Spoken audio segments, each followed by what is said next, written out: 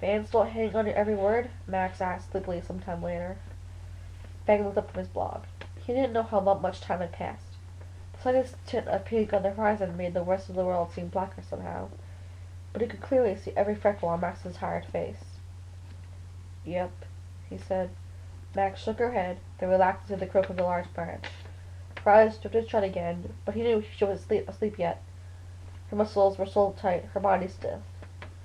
It was hard for her to relax hard for her to relax, period. She had a lot to carry on those genetically enhanced shoulders, and in all, she did a dang good job, but no one was perfect. Fang looked out at the screen he flipped off when Max leaned closer. He thumbed the trackball, and the screen glowed to life again. The blog was attracting more and more attention. Word was spreading, and in just the past 3 days he'd gone from 20 hits to more than 1,000. Lots of people were reading what he wrote, and probably even more would be tomorrow. Thank God for spell check.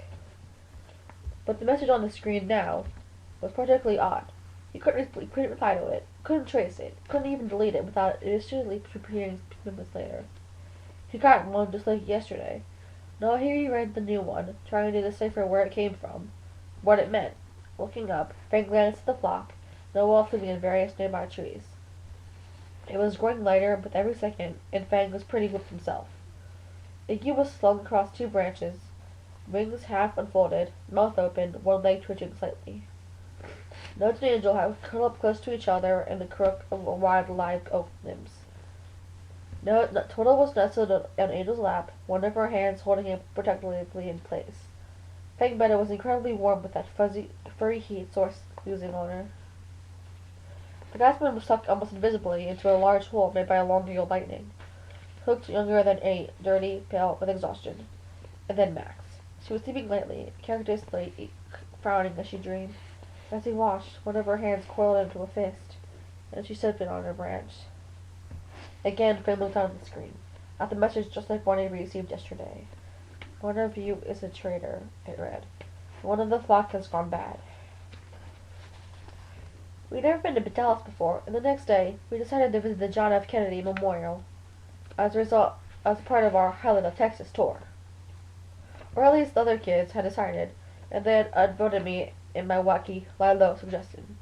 Now we wandered around the outdoor site, and I have to tell you, I could use a couple of explanatory plaques. "The thing is going to fall on our heads any second," Total said, examining the 4 walls towering over us, looking around suspiciously. "It doesn't say anything about President Candy," the Gasman complained. "I guess you're supposed to know all that already when you came here," Iggy said. "He was a president," Ned said, one hand trailing along the smooth cement, "and he got killed. I think he was supposed to be a good president. I still think there was another second shooter." Total stiffed and flopped on the grass. "Can we go now?" I asked, "before a busload of school kids come on a field trip?" "Yeah," said Iggy. "But what now?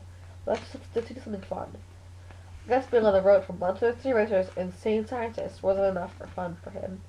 Kids today are so spoiled. "There's a cowgirl museum," said Nudge. "How did you know this?" No clue. He opened his laptop to a Dallas tourist site. "There's a big art museum," he said with no convincing enthusiasm, "and an aquarium." Angel sat patiently on the ground, smoothing her teddy bear Celeste's increasingly bedraggled pride. "Let's go to the Cowgirl Museum," she said. I bit my lip. Why couldn't we just get out of here, go hide someplace, take the time to figure everything out? Why was I the only one who seemed like a pressing need to know what the heck was going on? "Football game," said Fang. "What?" Iggy asked, his face brightening. "Football game tonight. Took the stadium." Fang snapped the laptop shut and stood. "I think we should go." I stared at him. "Are you nuts? We can't go to the football game." I said, my usual dilemma intact. Being surrounded, guarded by tens of thousands of people, trapped inside, cameras everywhere. God, it's a freaking nightmare just thinking about it. "Texas Stadium is open to the sky," Fang said firmly. "The Cowboys are playing the Chicago Bears." "And we'll be there!" Iggy cheered, punching the air. "Fang, can I talk to you privately for a second?" I asked tensely, motioning him out of the memorial.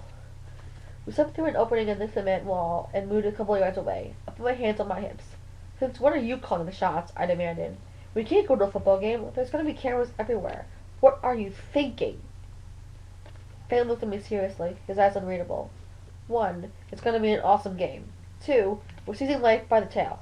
3. Yeah, there's gonna be cameras everywhere. We'll be spotted. The school and the institute and Jeb and the rest of the white coats will probably have feed tapes every public camera. So they'll know we're there. I was furious and didn't know what to think. Funny, you didn't look insane when you got up this morning. They'll know where we are and they'll come after us, Fink said grimly. Then we'll know where the tornado is. Comprehension finally dawned. You want to draw them out. I can't take not knowing, he said quietly. I waved Fink silently against my determination to remain the leader. Finally, I sighed and nodded. Okay, I get it. Want Major Firefly coming right up. But you so owe me. I mean, my god, football.